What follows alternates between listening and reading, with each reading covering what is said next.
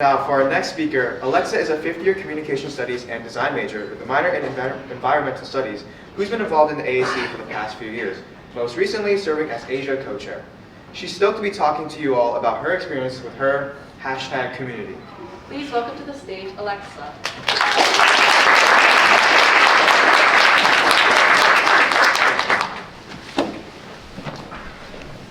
Hey. Hi, community. Hi, Alexa.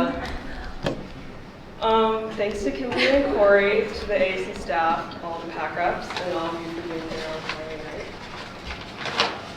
night. So you heard a little bit about me through Asia and the AAC, but I also want to share a little bit about who I am outside of that. I like to stay active, so I lift, I box, and I do yoga, and I'm also very passionate about farming. I grow food on my porch, and I volunteer doing garden education in Boston prisons. I've also recently gone into floral arranging and raised my dog, Coco, and attached my her. When I look at everything I do and love, there's one common thread, which is community and people. Whether that's working together with other volunteers, or in the gym with people who all want to better themselves, or creating a bouquet for someone I love, it all shows how much community and connection matters to me. And that's what I want to talk about today, the importance of community and connection, especially because of something that happened recently that really struck with me.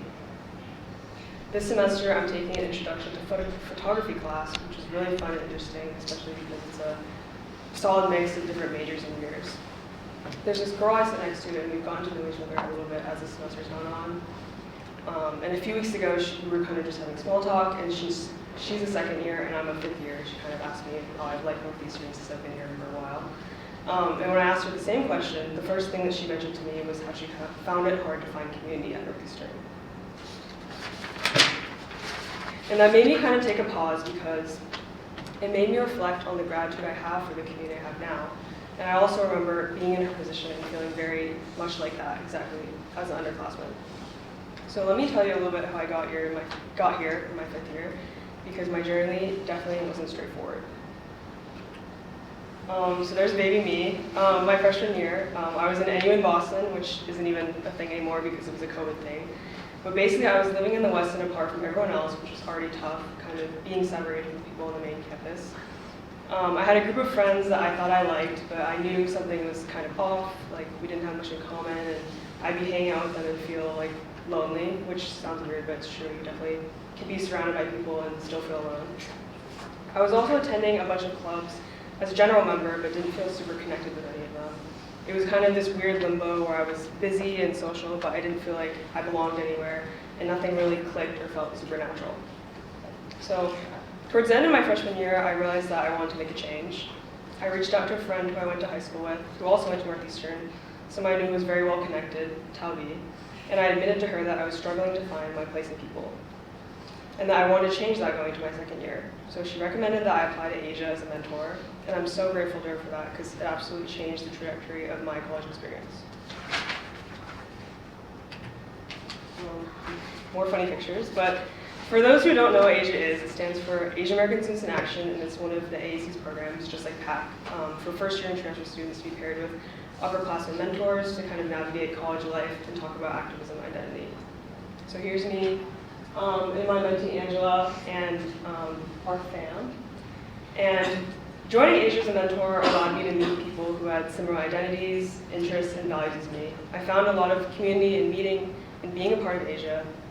I definitely was still like a second year and young and kind of new and green, so I wasn't the most active member of discussions or super extroverted, but I think just being exposed to Asia showed me that my situation my freshman year didn't have to be the norm and that my people were out there. My third year, I had the privilege of being senior mentor and having a family of my own, kind of deepening my connections with the people in Asia and the AAC community overall. It was a lot of fun having a bit more of a leadership role, feeling a little bit more grown, and experienced in the third year, and being able to share that with my fam in the cohort. And then my fourth year, I became co-chair, but before I talk about what being co-chair taught me, I wanted to find what community actually means. What is community?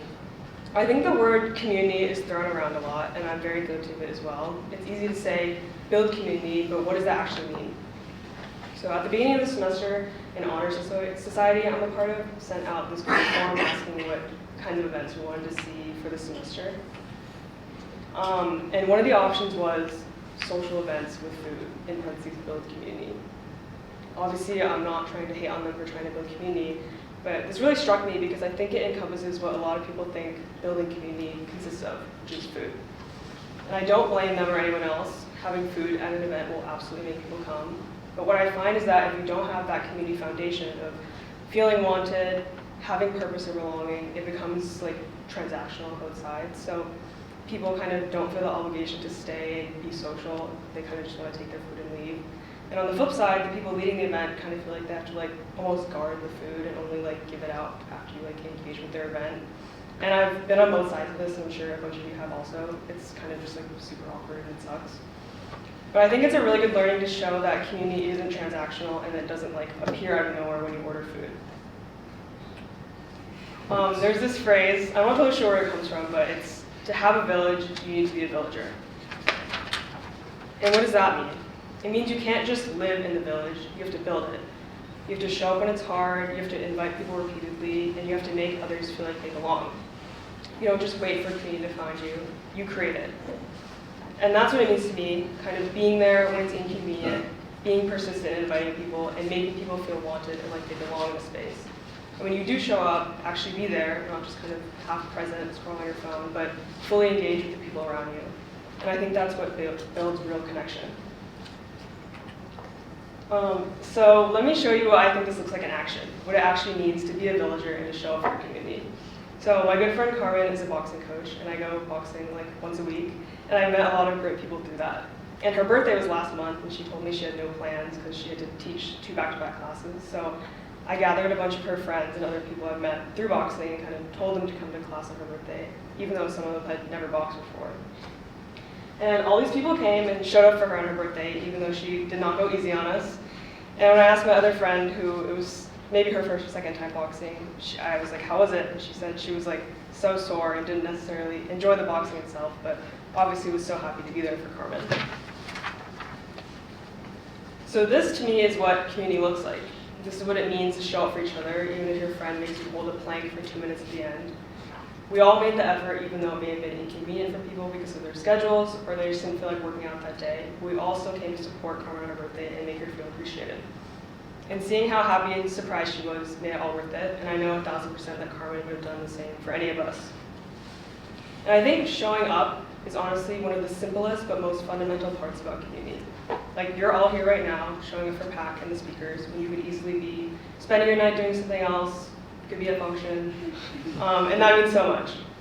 So community isn't built on convenience. It's not built on shared group chats or being in the same major or even just spending a lot of time together. These can help, but they're not the foundation. Community is built on intention, the decision to be seen and to make someone else feel seen. And weirdly, community often builds on the in-between moments. Walking someone home after an event, staying a few minutes later to check in, remembering something small someone mentioned months ago. These are the things that people remember. So when I became co-chair of Asia, I got to experience what it feels like to be the person that people show up for and count on, and to understand what that really means. If you had like a few conversations with me or just know me at all, you'll know how meaningful leading Asia was for me, how much purpose it gave me, and just overall the joy I got of leading a community of my own. It made me so happy just seeing people gather, connect with each other organically, and become more comfortable with the AAC and its space. I remember specific moments, like when someone who'd been quiet all semester finally opened up during a discussion, or when I'd see people going to the dining hall after a bi-weekly, or just learning something new from our meetings and taking that with them. Those moments reminded me why all of the work I put towards building Asia mattered.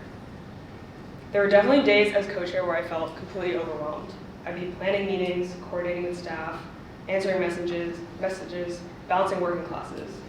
And I'd question whether I was doing enough or doing it well. But then there would be these tiny moments where I'd see people opening up or connecting with each other, and then everything felt worth it. Leadership taught me that the impact you make is rarely loud. It's quiet, and you often don't realize you changed something for someone until much later. Like, I didn't know that inviting someone to apply to Asia would make them feel like they finally belong somewhere.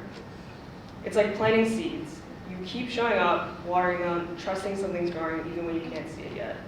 And honestly, it's a bit of relief because it means you don't have to be perfect or have all the answers.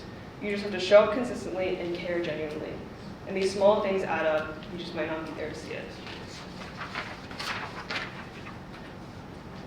But not only did leading Asia give me purpose and teach me the joys of leadership, it also made me realize something really important about the community that I had been fostering all year, and that it's a huge privilege. Having a group of people that trust me to educate them, trust me to point them to resources, trust me to run an hour-and-a-half long meeting well, trust me to show up to their club show or club event or dance show, it's a huge privilege. Being in a position where you can influence others, where people look up to you, where your voice carries weight, that's a power that we don't often recognize, especially as students holding leadership positions.